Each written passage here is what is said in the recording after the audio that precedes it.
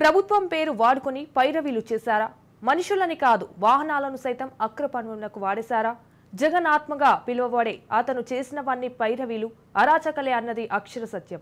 ఆఖరికి ఎన్నికల సమయంలో సైతం ప్రభుత్వ వాహనాలను డబ్బులు పంచడానికి వాడేశారన్నది టాక్. అతనే ధనంజయ రెడ్డి. ధనంజయ రెడ్డి రాజకీయ నాయకుడు కాదు, ప్రభుత్వ సలహాదారు. సచివాలయంలో లేదా సీఎం క్యాంపు కార్యాలయంలో విధులకు హాజరు కావడమే అతని పని.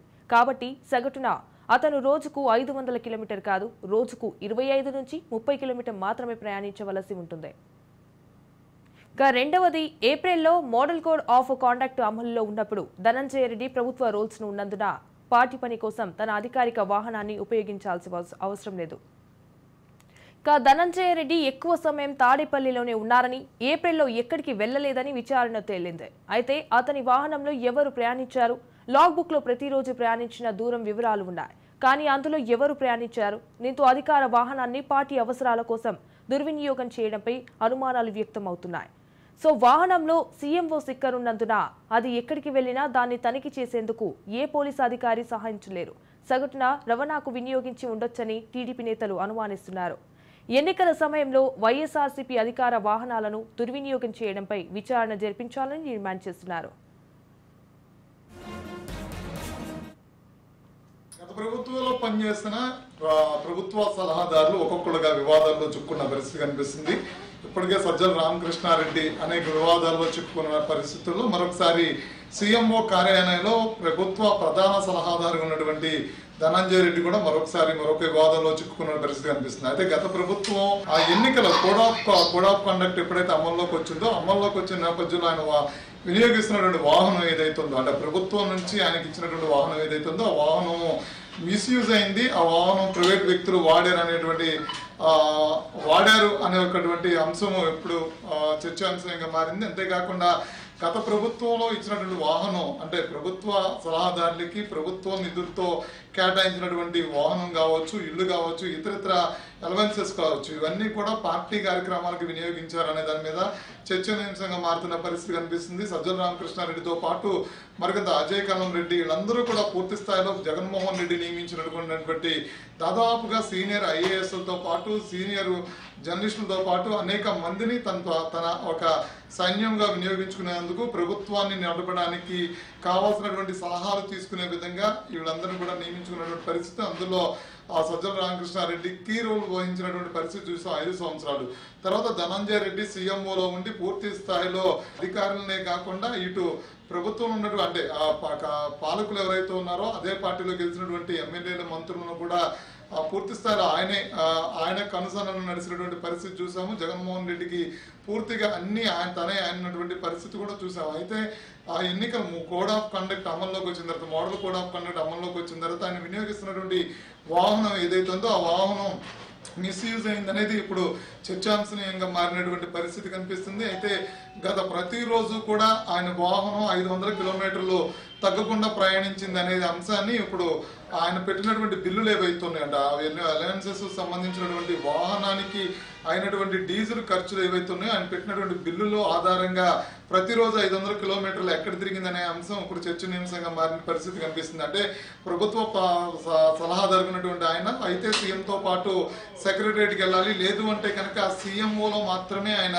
విధి నిర్వహణంతో ఉంటుంది. అంటే సీఎం ఎక్కడుంటే ఆయన అక్కడ మాత్రమే పనిచేయాల్సిన పరిస్థితి అయితే ఉంది. అయితే ఆ పరిస్థితుల్లో ప్రతిరోజు మోడల్ కోడ్ ఆఫ్ కండక్ట్ అమల్లోకి వచ్చిన తర్వాత నిలిచిపోయినటువంటి, అంటే ముఖ్యమంత్రి సభలో సమావేశాలు నిలిచిపోయినాయి, అదేవిధంగా బహిరంగంగా చేసేటువంటి మీటింగ్లు ఇవన్నీ కూడా పూర్తి స్థాయిలో నిలిచిపోవడంతో పాటు ఈయన కూడా ప్రయాణం చేయాల్సినటువంటి వాహనం, అంటే ఆయన పార్టీ మీటింగ్లకి సంబంధం లేనటువంటి పార్టీ మీటింగ్లు మినహాయిస్తే మిగిలినటువంటి ముఖ్యమంత్రిగా తనకి సలహాదారుగా మాత్రమే పనిచేయాల్సినటువంటి పరిస్థితుల్లో ధనంజయ రెడ్డి ప్రతిరోజు ఎక్కడ తిరిగానేది అని మాత్రం ఇప్పుడు చర్చ నడుస్తున్నటువంటి పరిస్థితి. అయితే దీనికి సంబంధించి ధనంజయ రెడ్డి ఇప్పటివరకు మాట్లాడినటువంటి పరిస్థితి కనిపిస్తుంది. అయితే గతంలో ఇలాంటి బిల్లులు ఎన్ని ఈ ప్రభుత్వం నుంచి మిస్యూజ్ అయ్యాయి. అయితే ప్రభుత్వానికి పనిచేయడానికి సలహాదారులుగా నియమించబడినటువంటి వ్యక్తులందరూ కూడా పూర్తి స్థాయిలో ప్రభుత్వ వాహనాలతో పాటు, అంతేకాకుండా ప్రభుత్వం నుంచి ఇచ్చినటువంటి అలవెన్సెస్ కావచ్చు, వాళ్ళు ఉంటున్నటువంటి ఇంటితో పాటు అన్నిటిని కూడా దుర్వినియోగం చేశారా, పూర్తి స్థాయిలో పార్టీ కార్యక్రమాలకి వినియోగించారా? అంటే వైసీపీ పెద్ద ఎత్తున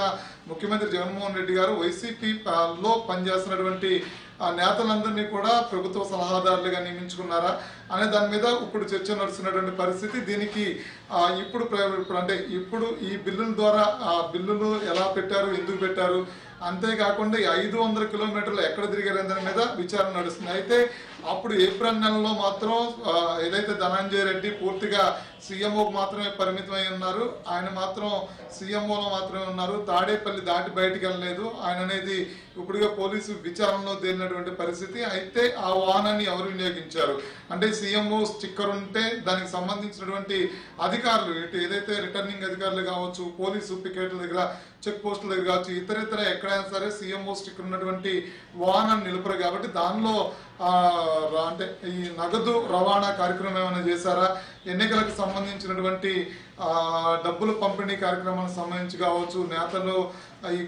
ఇతర అంశాలకి డబ్బులు పంపిణీ చేసినటువంటి అంశాల్లో ఈ వాహనాన్ని వినియోగించాలనే కోణంలో కూడా మరొకసారి అనుమానాలు వ్యక్తమవుతున్న పరిస్థితి కనిపిస్తుంది. అనుమానాలు వ్యక్తమవటమే కాకుండా ఆవేలో కూడా పోలీసులు విచారణ చేపట్టినటువంటి పరిస్థితి ఉంది. ఏమైనప్పుడు కూడా ప్రభుత్వ సలహాదారులు పూర్తి స్థాయిలో వైసీపీ కార్యకర్తలుగా పనిచేసేదని మాత్రం చాలా స్పష్టంగా కనిపిస్తుంది.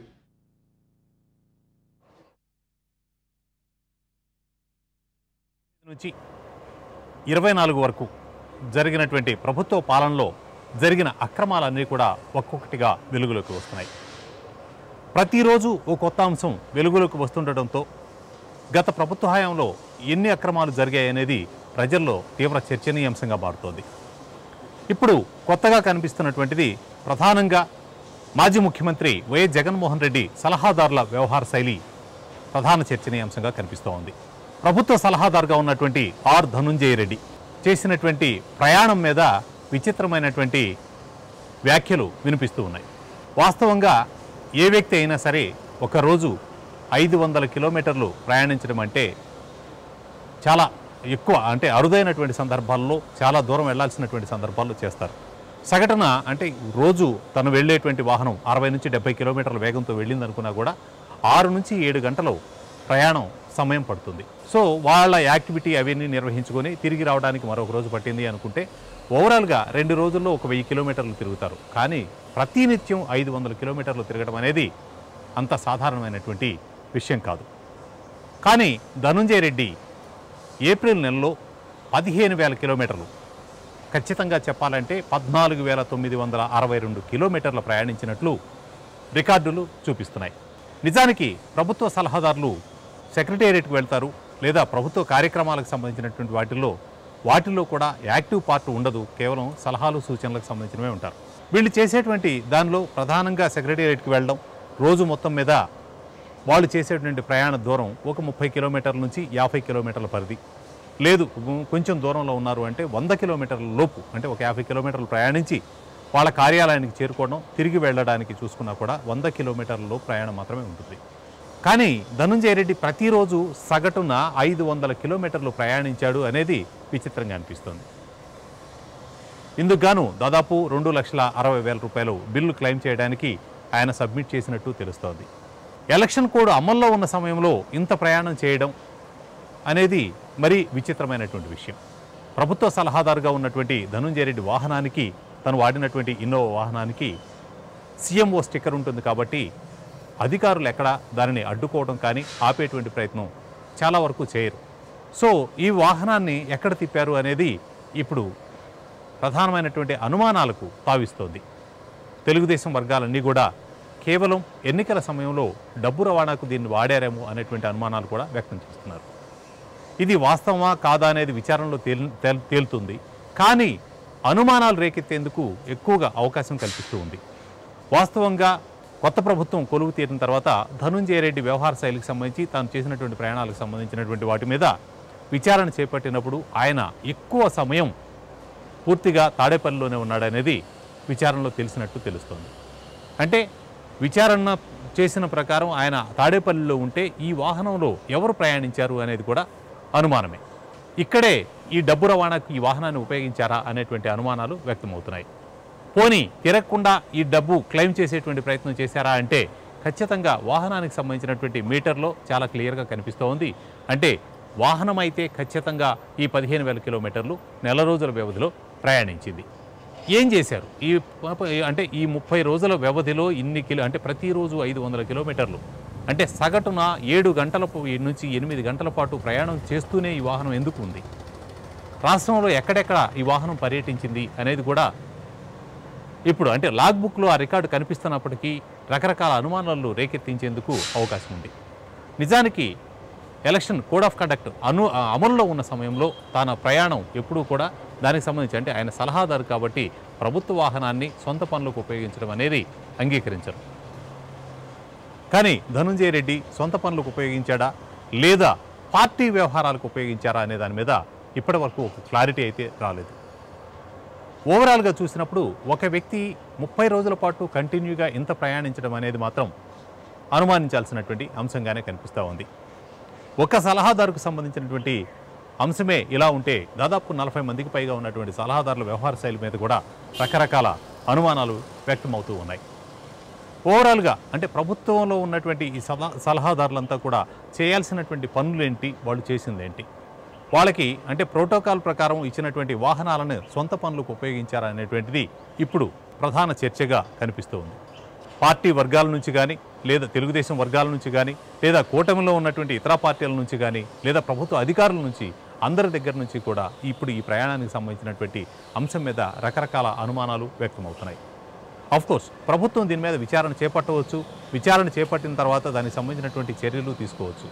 కానీ ఓవరాల్గా చూసుకుంటే కోడ్ ఆఫ్ కండక్ట్ ఎప్పుడైతే అమల్లో ఉందో అమల్లో ఉన్నప్పుడు ఈ వాహన పరిధి తాను తాడేపల్లి నుంచి సెక్రటేరియట్ అంటే వెలగపూడి వరకు వెళ్ళడానికి ఉన్నటువంటి దూరం ఒక 20-22 కిలోమీటర్లు అనుకున్నా ఒక రోజుకు తను ప్రయాణించేటువంటి డిస్టెన్స్ అప్ అండ్ డౌన్ తీసుకునేట్లయితే 40 నుంచి 45 కిలోమీటర్లు లేదా 50 కిలోమీటర్ల పరిధిలోనే ఆ వాహనం ప్రయాణించాల్సి ఉన్నప్పుడు 500 కిలోమీటర్లు పైగా కంటిన్యూగా ఎవరైనా సరే ఏదన్నా ప్రభుత్వ యాక్టివిటీ కానీ లేదా సలహాదారుకి సంబంధించినటువంటి అంశాలు ఏదైనా అత్యవసరం ఉంది, విజయవాడ నుంచి వైజాగ్ ఉన్నటువంటి డిస్టెన్స్ని చూస్తే 420 కిలోమీటర్లు.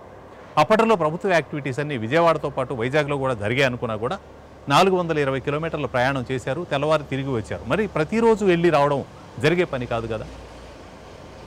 సో ఈ ప్రయాణానికి పట్టేటువంటి సమయమే దాదాపు 7-8 గంటలు ఉన్నప్పుడు ఒక వ్యక్తి ఇంత ప్రయాణం ఎందుకు చేసి ఉంటారు అనే దాని మీద రకరకాల అనుమానాలు రేకెత్తిస్తున్నటువంటి వాతావరణం క్లియర్గా కనిపిస్తూ ఉంది. అలాగే ప్రభుత్వంలో ఉన్నటువంటి వాళ్ళంతా కూడా దీన్ని అంటే ప్రభుత్వ నిధులను దుర్వినియోగం చేయడంలో సిద్ధహస్తులు అయ్యారనేటువంటి అనుమానాలు కూడా వ్యక్తమవుతున్నాయి. మిగతా సలహాదారుల తీరుపైన కూడా అనుమానాలని కాకుండా విచారణ కూడా వ్యక్తం చేసేటువంటి పరిస్థితి ఉంది. ముఖ్యమంత్రి చంద్రబాబు నాయుడు నిన్న ఒక సందర్భంలో వ్యాఖ్యలు చేస్తూ కేవలం గత ప్రభుత్వ హయాంలో జరిగినటువంటి అక్రమాలు వెలుగులోకి తీసుకురావాలంటే మరొక కాగ్ రిపోర్ట్ అవుతుందేమో అనేటువంటి అనుమానం వ్యక్తం చేశారు. అంటే ఏ మేరకు అక్రమాలు జరిగాయి అనే దాని మీద ఇప్పటివరకు స్పష్టత లేకపోయినప్పటికీ ఒక్కొక్క రంగాన్ని వరుసగా విశ్లేషించుకుంటూ వచ్చినప్పుడు పోలవరం కావచ్చు, విద్యుత్ రంగం కావచ్చు, ఇతర అమరావతికి సంబంధించింది కానీ లేదా వైజాగ్లో క్యాపిటల్గా మారుస్తాము అని చెప్పేసి చేపట్టినటువంటి నిర్మాణాలు కావచ్చు, ఇలా ఒక్కొక్క అంశాన్ని కనుక విశ్లేషించుకుంటూ వచ్చే రకరకాల కుంభకోణాలన్నీ కూడా బయటకు వస్తున్నటువంటి వాతావరణం ఉంది. ఇక సలహాదారులు అలాగే ప్రభుత్వంలో పనిచేసినటువంటి కొంతమంది అధికారులు, కొందరు అధికారులు తాము ప్రభుత్వానికి అనుకూలంగా చేయమంటే వారి మీద చేపట్టినటువంటి వేధింపులు, కొందరు అధికారులు ప్రభుత్వానికి అనుకూలంగా వ్యవహరిస్తూ వారు ప్రజల పట్ల వ్యవహరించినటువంటి తీరు, ఇవన్నీ కూడా గత ప్రభుత్వం అంటే ఓటమికి కారణాల్లో ఇవి కూడా కొన్నిగా తీసుకోవాల్సినటువంటి వాతావరణం ఉంది. ప్రజలు ఇవన్నిటినీ చూశారు, సహించారు, సందర్భం వచ్చినప్పుడు వారి ఓటుతోటి సరైనటువంటి సమాధానం చెప్పారు. కానీ జరిగినటువంటి దానికి బాధ్యత ఎవరు తీసుకుంటారు అనే దాని మీద మాత్రం ఇప్పటికీ స్పష్టత లేదు. ప్రభుత్వం విచారణ దిశగా ముందుకు వెళ్తోంది కాబట్టి ఈ ధనుంజయ రెడ్డి వ్యవహారంతో పాటు ఇతర సలహాదారులు కూడా బయటకు వచ్చేటువంటి అవకాశం ఎక్కువగా ఉంది.